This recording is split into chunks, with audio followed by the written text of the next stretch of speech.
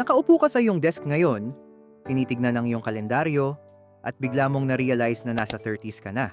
At ang pangarap mong retirement na akala mo ay malayo pa, ay tila isang karera na hindi mo pa nasisimulan. Nararamdaman mo ang pagod sa iyong mga balikat, hindi lang dahil sa trabaho, kundi dahil sa bigat ng realization na baka habang buhay ka na lang na nakatali sa iyong trabaho. Tinatanong mo ang iyong sarili, huli na ba ang lahat? Kaya ko pa bang humabol? Habang pinapanood mo ang mga balita tungkol sa pagtaas ng presyo ng mga bilihin, nararamdaman mo ang takot na baka pagdating ng panahon na gusto mo nang magpahinga, wala kang ibang pagpipilian, kundi ang magpatuloy sa pagtatrabaho dahil wala kang sapat na pondo. Marami sa atin ang biktima ng waiting game. Hinihintay nating lumaki ang ating sahod bago mag-ipon, o hinihintay nating maging stable ang lahat bago mag-invest. Pero sa video na ito, hihimayin natin kung bakit ang iyong 30s ay hindi ang dulo, kundi ang pinaka-crucial na window para sa iyong kalayaan. Pag-uusapan natin ang isang advanced na strategy na tinatawag na retirement velocity at kung paano mo gagamitin ang iyong kasalukuyang resources para bumuo ng isang matibay na system.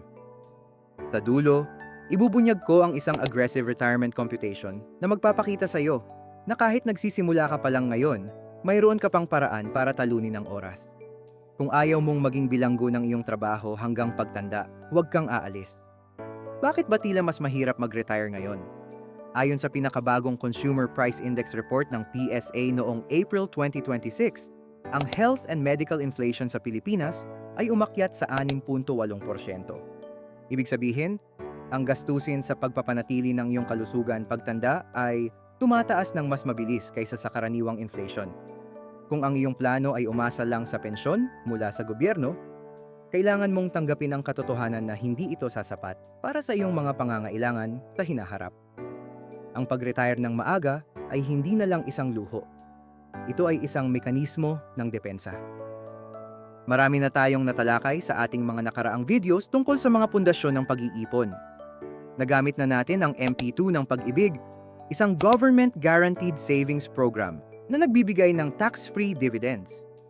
Kung nais ninyo ng mas malalim na pagtalakay sa MP2 at kung paano nito dodoblehin ang iyong pera sa loob ng 5 years, mayroon tayong video para dyan na maaari ninyong panoorin mamaya. Natanaw na rin natin ang husay ng mga digital banks gaya ng Maya at GoTime sa pagbibigay ng mataas na interest para sa iyong emergency fund. Ngunit para sa ating retirement velocity strategy, kailangan nating lumipat mula sa pagiging saver patungo sa pagiging isang aggressive asset accumulator. Ang iyong 30s ay ang panahon kung saan narating mo na ang iyong peak earning years. Mayroon ka ng karanasan at mas mataas na kakayahan para kumita. Ang malaking pagkakamali ng marami ay ang pagpayag sa lifestyle creep, iyong pagtaas ng gastos kasabay ng pagtaas ng sahod. Upang makahabol, kailangan mong gamitin ang konsepto ng front-loading. Imbes na mag-invest ka ng unti-unti hanggang edad na 60, kailangan mong ibuhos ang iyong lakas sa pag-invest ng malaking bahagi ng iyong income sa susunod na 10 taon. Ang layunin ay hayaan ang compounding interest na gawin ng mabigat na trabaho habang nasa 40s ka pa lang.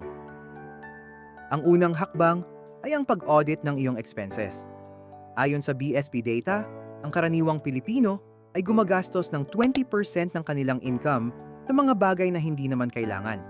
Kung ang iyong sahod ay 50,000 piso, ang 10,000 piso na iyan na napupunta sa mga wants ay maaaring maging 1,000,000 at 200 piso sa loob ng 10 taon kung ilalagay sa isang asset na may 10% annual return. Ang tanong ay, handa ka bang isakripisyo ang iyong kasalukuyang luho para sa iyong permanenteng kalayaan? Sandali lang! Bago natin talakayin ang aggressive retirement computation na magpapakita ng iyong number, pakiclick naman ang like button at mag-subscribe ka na sa Ang Plano.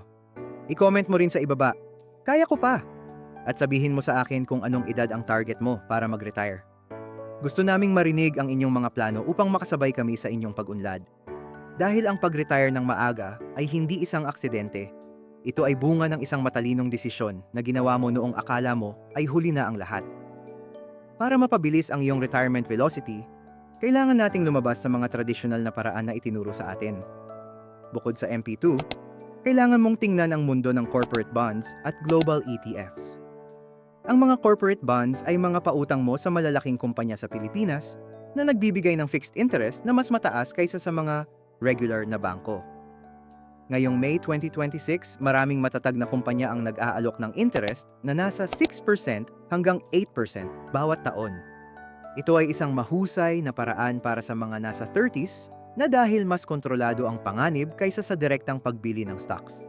At kung talagang seryoso ka sa paghabol, kailangan mong magkaroon ng exposure sa global ETFs o exchange-traded funds. Ito ay mga basket ng mga pinakamalalaking kumpanya sa buong mundo gaya ng Apple, Microsoft at Amazon. Sa pamamagitan ng mga local feeder funds o mga international brokerage apps na bukas para sa mga Pilipino, maaari kang mag-invest sa S&P 500. Sa kasaysayan, ang market na ito ay nagbibigay ng average return na 10% bawat taon. Kung ang iyong layunin ay makabuo ng yaman sa loob ng 10 hanggang 15 taon, ang pag-invest sa buong mundo ang iyong magiging pinakamalakas na sandata. Ito na ang aggressive retirement computation na magsisilbing gabay mo. Upang malaman ang iyong freedom number, kailangan mong makuha ang iyong annual expenses at i-multiply ito sa 25. Halimbawa, kung kailangan mo ng 30,000 pesos bawat buwan para mabuhay, kailangan mo ng 360,000 pesos bawat taon. Ang iyong target ay makabuo ng 9 million pesos na naka-invest sa mga assets na nagbibigay ng dividends at interest. Mukhang malaki, hindi ba? Pero isipin mo ito. Kung ikaw ay 35 years old ngayon at magsisimulang mag-invest ng 20,000 pesos bawat buwan sa isang diversified portfolio na may 10% annual return, pagdating mo ng 50 years old, ang iyong pera ay aabot na sa halos 8,300,000 pesos. Sa loob lamang ng 15 taon, malapit ka na sa iyong layunin. Ang iyong 30s ay may sapat pang lakas para punan ang pagkukulang ng iyong 20s. Ang kailangan mo lang ay ang disiplina na huwag nang lumingon sa mga nasayang na pagkakataon. Dapat mong tandaan na ang pag-retire ng maaga sa Pilipinas ay nangangailangan din ng paghahanda sa iyong medical fund. Huwag mong kalimutan ang iyong HMO at life insurance na may critical illness coverage habang ikaw ay nag-i-invest. Ayon sa BSP, ang pinakamalaking dahilan kung bakit naubos ang ipon ng mga retirado ay ang mga biglaang gastusing medical. Ang ating system ay hindi lang tungkol sa pagpapalago ng pera, kundi tungkol sa pagprotekta sa iyong binuong yaman. Huwag mong hayaan na ang iyong edad ang magdikta kung ano ang maaari mong marating. Ang realization na ikaw ay nasa 30s na ay hindi dapat maging sanhi ng panic, kundi dapat itong maging sanhi ng focus. Ang oras ay tumatakbo, at ang inflation ay hindi magpapahinga para sa iyo. Ang bawat Friday na dadaan na wala kang inilalagay sa iyong portfolio ay isang araw na ninanakaw mo mula sa iyong sariling kalayaan. Marami ang magsasabi sa iyo na enjoyin mo lang ang buhay habang bata ka pa. Pero ang tunay na pag-enjoy sa buhay ay ang pagkakaroon ng kapayapaan ng isip na hindi mo kailangang magmakaawa para sa trabaho pagdating ng araw na ang iyong katawan ay hapo na. Ang iyong husay sa trabaho ngayon ay dapat magsilbing makina para sa iyong bukas. Ang pagtakas sa 8 to 5 ay hindi isang himala. Ito ay isang kalkuladong plano na sinisimulan sa bawat sahod na natatanggap mo. Sa dulo ng araw, ang tanong na huli na ba ang lahat ay may iisang sagot lamang. Ang pinakamagandang panahon para mag-invest ay 10 taon na ang nakalipas. Pero ang pangalawang pinakamagandang panahon ay ngayon. Huwag mong hintayin na maging 40s o 50s ka bago mo mapagtanto na sana ay nakinig ka sa video na ito. Ang iyong hinaharap ay nakasalalay sa kung anong app ang bubuksan mo pagkatapos nito.